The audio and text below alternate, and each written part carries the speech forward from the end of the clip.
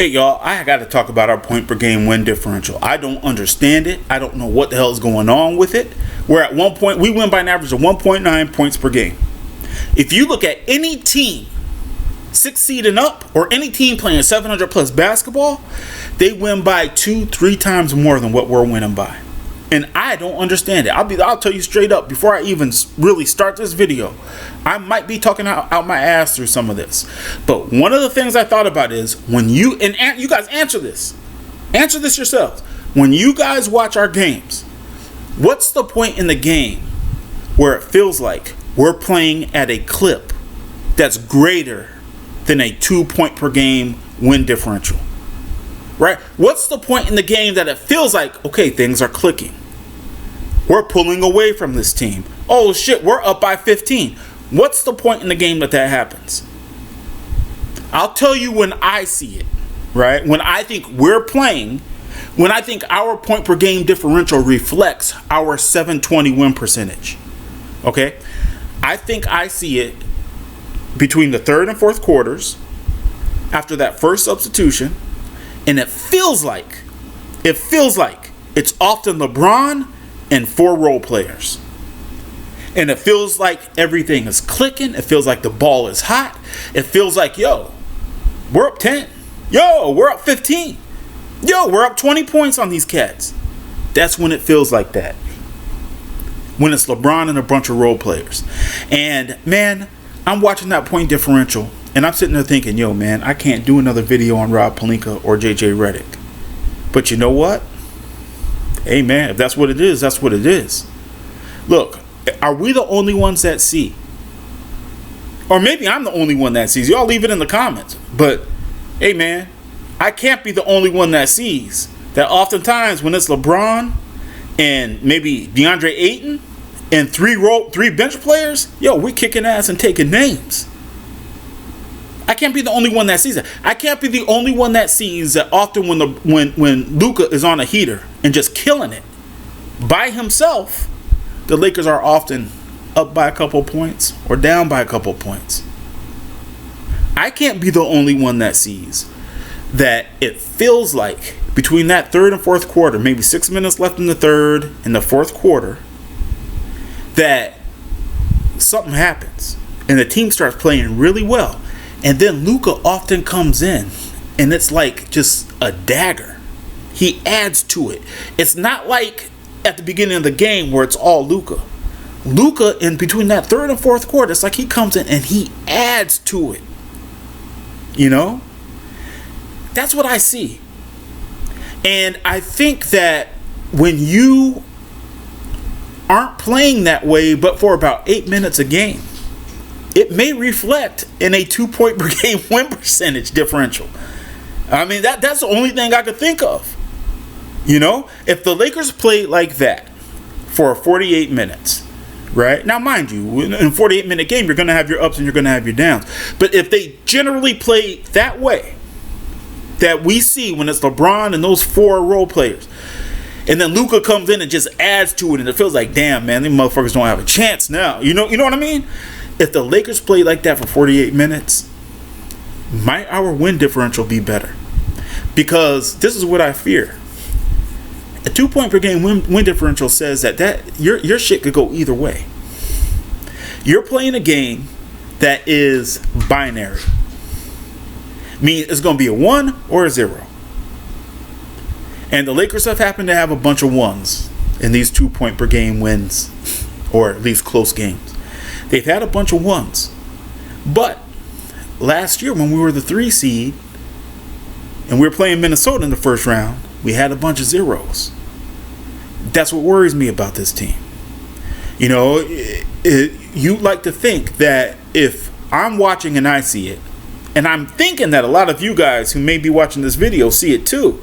If you see that the style of play with about 6 minutes left in the third and through about 6 minutes into the fourth, that 12-minute window, if you guys see that, damn, man, yo, this team is clicking, this team could look, they're about to have an equivalent win differential to their win percentage, and then we always let the team back in the game, which It's going to happen because if you're not used to being up by 20, you're not used to maintaining a 20-point lead either. That has to be done by the players, and the coach has to coach to maintain a 20-point lead. And that's going to take some time, but yeah, man, you got to think, JJ, I understand Luka may be the best in the world right now, but it don't mean he's perfect. Motherfucker is far from perfect. Oftentimes the greatest in anything, we know they're not perfect, but oftentimes they're far from perfect. They need to be reined in a little bit. And when you watch that 6 minutes left in the third and 6 minutes into the fourth, that window, man, we look awesome. I don't know why JJ Redick is not taking that and looking at it and saying, hey, you guys see how hot the ball is? You see how all our players seem like a half step faster because they're going to be involved, because they expect to receive the ball. They know if they throw the ball that way, it's a decent shot they get it back. You see this shit? You like to think he'd see it, or he's seeing it, and he's like, okay, you guys, we need to institute this, we need to institute. But I don't think that's what's going on, man.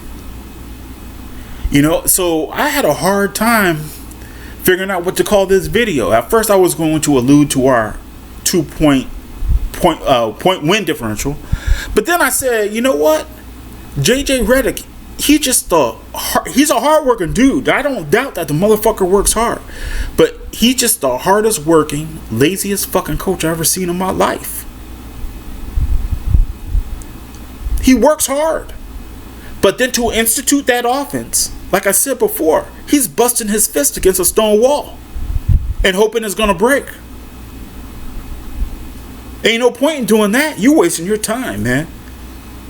The other thing is and I don't know that this is true or not, but I'll put it like this: Rob Pelinka gets paid way more money than I do, and he gets paid to know the traits or the deficiencies in this team that could be excluded, could be terminated, could be replaced with something better.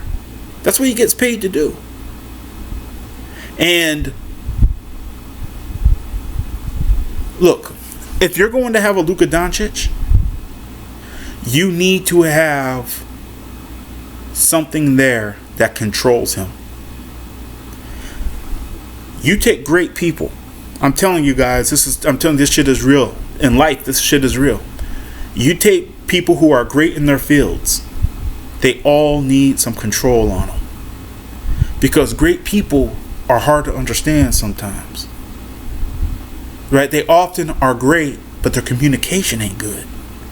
Shit like that. We ain't nobody arguing, man. Luka, you're fantastic, you're great. We get it. Nobody's saying that, man. We wouldn't want you any other way. And the truth is, Luka may not be able to be any other way. That's the truth. So then what has to happen?